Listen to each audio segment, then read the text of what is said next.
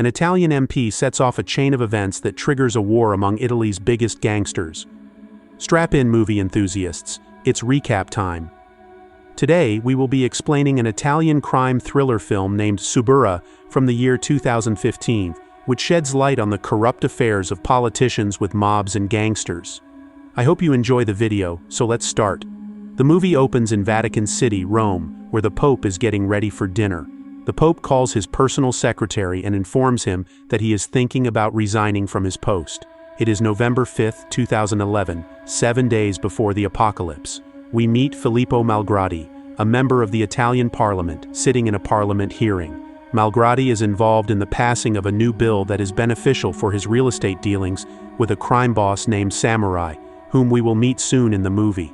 Elsewhere in Rome, we meet a pimp named Sebastiano, who is hosting a party at his father's villa. Sebastiano approaches a girl named Sabrina, who's a local hooker. He dances with Sabrina and informs her that a man is requesting that he book her. Sabrina declines the offer, stating her regular customer has already booked her for tonight and she has to find a new girl for him too. Back at Parliament, after the hearing, Malgradi answers the reporters outside. They question him about whether Italy is in a financial crisis, but Malgradi assures them that their consumer spending hasn't decreased one bit and that their country's affluent. Meanwhile, a man named Baccarozzo is being released from prison after 20 years. Baccarozzo used to work for the gangster Samurai but got arrested for armed robbery. Malgradi calls his wife and lies to her, saying that he will arrive home late because the committee is taking time.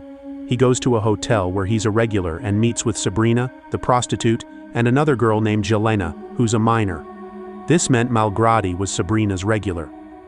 Next up, we meet Aureliano Adami, also known as Number 8, who is forcing and savagely beating a local small business owner to sign off his property to him. Number 8 is a local thug from Ostia, who owns most of the lands in Ostia after his father passed away. His father was also a criminal, who was a close friend of the Samurai.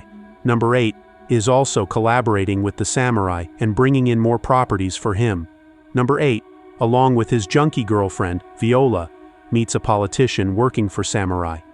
Number 8 informs him that he has delivered more properties than his father ever did. So he wants to meet the Samurai. On the other hand, Baccarozzo reunites with his boss, the Samurai. Most gangsters and corrupt politicians fear and respect Samurai, even though he looks like an old man with glasses. Samurai is a terrorist-turned-professional criminal who is hiding in plain sight as the owner of a pump station. Samurai is forcing the politicians in his pockets to pass a new bill that can allow him to turn Ostia into a new Las Vegas, where he can open casinos, luxury hotels, and skyscrapers with the families of the South. The families of the South are also criminals and gangsters from the South, just like Manfredi and Number 8. The two mates catch up, and then Baccarozzo cuts to the chase. He requests that Samurai let him become the handler of his diamond trafficking with Africa. Samurai refuses and suspects that Baccarozzo might fail again and expose his operation. Samurai leaves and gets Baccarozzo assassinated, making it seem like a hit-and-run accident on the road. Meanwhile, Malgradi does drugs with the girls, which leads to the death of Jelena. Malgradi panics because if he calls anyone for help, he will be exposed. Sabrina calls a friend of her to get rid of the dead body, so Malgradi decides to ditch the hotel. Sabrina's friend is Spadino Anacleti, who is the younger brother of Manfredi Anacleti. The Anacletis are a gypsy mob family who lend money and use violent methods to collect debt and make fortunes. In Vatican City, the Pope's secretary informs Cardinal Berce that the Pope is planning to resign very soon. Back in Ostia, we see Number 8 in his club with Viola. He reveals to Viola about his plans with the Samurai that they are going to transform Ostia into a lavishing place like Las Vegas. Viola decides to support him because she loves him.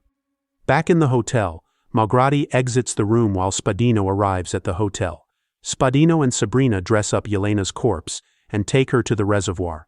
They chain up her body and drown her while Malgradi arrives home and finds his wife and son sleeping. It is November 6 now, and Sebastiano meets with his father over a coffee. His father convinces him to visit his late mother's grave with flowers, but Sebastiano makes excuses. After they hug each other goodbye and leave the cafe, Sebastiano's dad jumps from the bridge and commits suicide. Sebastiano runs downstairs on the bridge, looking appalled.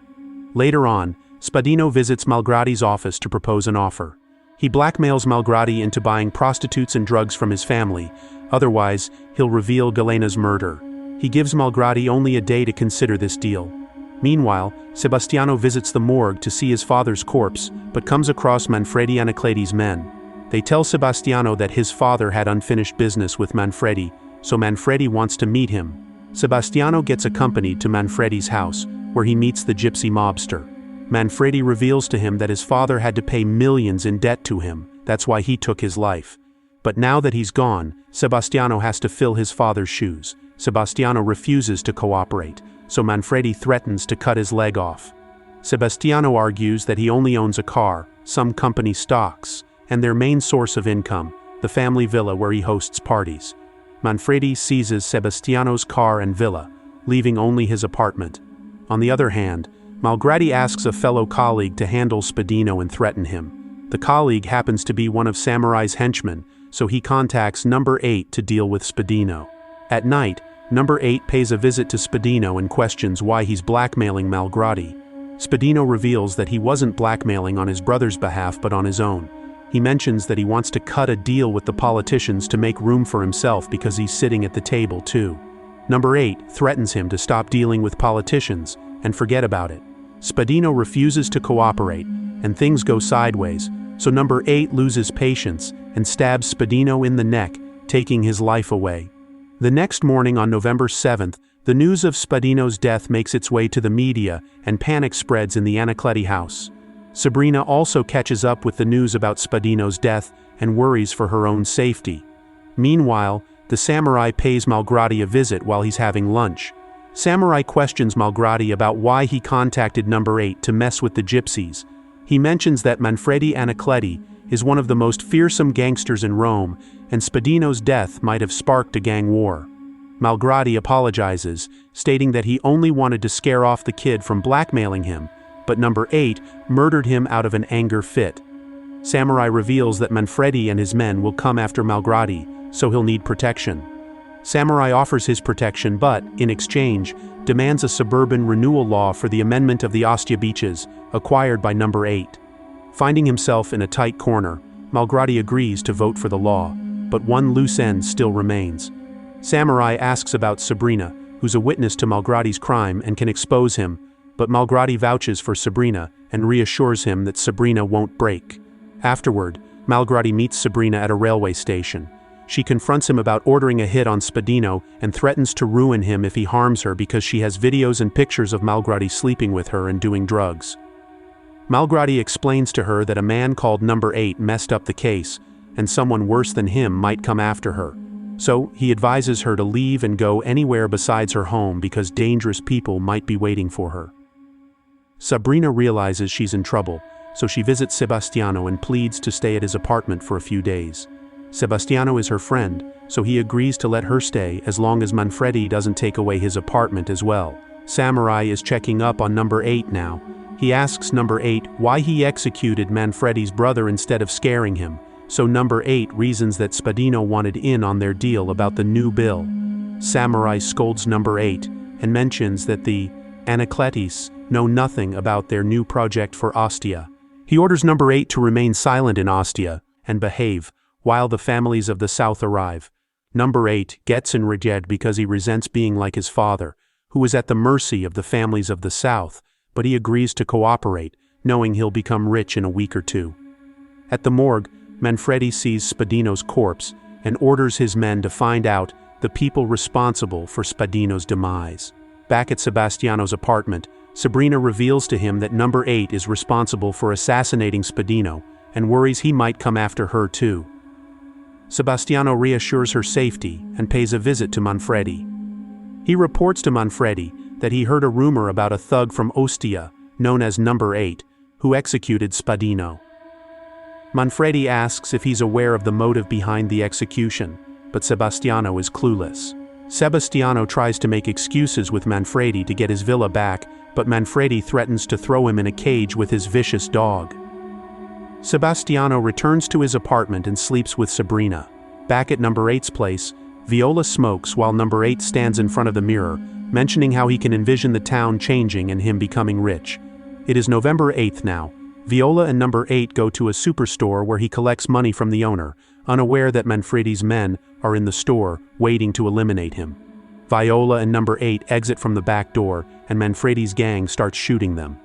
Number 8 gets shot multiple times in the firing, so they try to flee the scene with the help of number 8's bodyguard Mirko. A shootout takes place among the henchmen, while Viola and number 8 drive away safely. It is November 9th now, 3 days before the apocalypse. Malgradi meets up with a colleague and recruits him as a general manager for his upcoming secret Ostia project. In the meantime, Samurai meets with Cardinal Berche. Samurai reminds him that a new law will pass in a few days and threatens him to release the funds for him from the Vatican Bank. Berche says it's impossible to hand him money that soon, but agrees to deliver after Samurai proposes to cut him a higher share of the project. Back at number 8's pier, Mirko, the bodyguard, proposes to take revenge on the Anacletes, but number 8 orders him to remain silent until the Ostia project has prevailed. Later at church, Manfredi visits Sebastiano and reveals that he met a girl named Spadino before he died. He asks Sebastiano if he knows the girl and her location. Sebastiano hesitates but rats out Sabrina out of fear and cowardice. Afterward, Sebastiano attends his father's burial while Manfredi's men kidnap Sabrina. Manfredi questions if there was a man with her on the night she called Spadino. Manfredi suspects he might have called number 8 to get rid of a witness, who happened to be Spadino. After Manfredi threatens to cut her face off, Sabrina reveals the man to be a politician named Filippo Malgradi.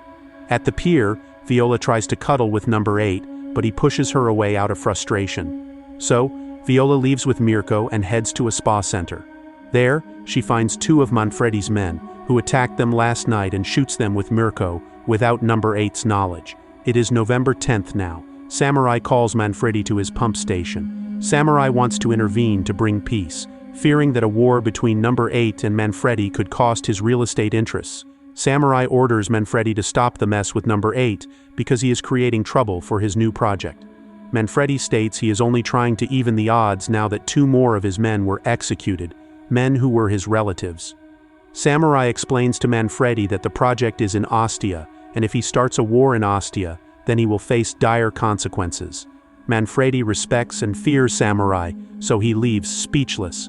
Manfredi summons Sebastiano, and as he arrives, Sabrina taunts him for selling out while she is being taken away by Manfredi's guards. Manfredi interrogates Sebastiano, hoping he will know anything about Samurai's project. Manfredi offers Sebastiano his villa back if he can give him the name of a politician who is pushing a new bill for this project. Sebastiano reveals the politician to be none other than Filippo Malgradi. He mentions that the project is huge, and they are planning to transform Rome into a lavishing city like Vegas. Manfredi inquires if he knows where Malgradi lives, so Sebastiano takes him to his house. Sebastiano refuses to be a part of this visit, worrying Malgradi might recognize him, so Malgradi makes him wear a mask. So Sebastiano and Manfredi, along with his guards, break into Malgradi's home and hold them hostage. Manfredi forces Malgradi to block the law from passing or hand him 20% of the cut from the project. And to ensure this deal, Manfredi kidnaps Malgradi's son as leverage. While they drive away, Manfredi hands Malgradi's son to Sebastiano and orders him to keep the boy hidden in his apartment. Enraged now, Malgradi rushes into Samurai's pump station. He lashes out at Samurai, calling off their deal. Malgradi informs Samurai that Manfredi Anacleti came to his house, kidnapped his son, and asked for 20% of the profits. Malgradi reminds him that he promised him protection, yet he did nothing, so he is calling off the deal and blocking the bill. Samurai tells Malgradi to cool down and return to his wife while he takes care of everything, and promises to bring his son home safe. It is November 11th now. Number 8 scolds Viola for acting without his knowledge because she has started World War III with the Gypsies. On the other hand, officials discover the corpse of Jelena in the reservoir, which makes the news. Number 8 gets a visit from Samurai again, who informs him that he made a deal with Manfredi, and he's in the project now. And to pay for the deaths that number 8 caused, Samurai is handing part of his cut to Manfredi, and wants to deliver Viola to Manfredi to maintain peace. Number 8 declines both of his offers and mocks Samurai, saying that he is the past now and he will not obey him like his father. The Samurai leaves, and it is November 12th now, the day of the apocalypse. Samurai arrives with his men on the pier and murders number 8 and all of his men. Viola is intoxicated, so the only thing she could do was hide, so she hides in a trap door inside the shed. Samurai and his men fail to find her, so they leave. Meanwhile, in Parliament, the bill regarding Ostia successfully passes. At this point, Manfredi calls Sebastiano and orders him to release the boy. Sebastiano returns the boy and demands the keys to his villa. Manfredi doesn't hold his end of the bargain and says the best he can do is offer him a job. Sebastiano finally gets enraged and pushes Manfredi for lying, but Manfredi is notorious for a reason. He beats Sebastiano to a pulp and orders his men to throw him out while he goes out with his family. Back in Parliament, Malgradi celebrates his success while dining with his party.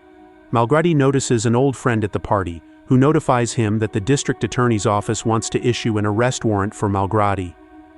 He further reveals the warrant is concerning adultery with a minor prostitute who's found dead now. Malgradi ignores the tip, thinking he is untouchable, given that the new bill has passed, until everyone starts getting notifications about the current prime minister resigning from his post. This meant Malgradi would lose his parliamentary immunity and he would have to answer in front of the judiciary system. Malgradi quickly drives to the Chigi Palace, where the prime minister resides. He tries calling the prime minister, but his calls go unanswered. The entire road gets blocked due to the protesters, so Malgradi walks through the crowd to confront the prime minister. He arrives late as the prime minister takes off in his car, leaving Malgradi exposed and vulnerable. Manfredi returns home only to get attacked by Sebastiano, who manages to survive. Sebastiano smashes Manfredi's face with a rod and drags him towards the pitbull cage. Sebastiano ties Manfredi's hands behind his back and locks him in the cage of his ferocious dog, which mauls him to death. The Pope also steps down from his post, and we see Samurai visiting his mother. As Samurai leaves, he gets confronted by Viola, who plans to shoot him. Samurai tries to negotiate, but Viola smokes him with bullets and puts an end to the reign of the legendary Samurai. All the gangsters are dead, the corrupt have been exposed, and the movie ends here. I hope you liked the story recap. Don't forget to like and subscribe to our channel. Thank you for watching, and see you next time.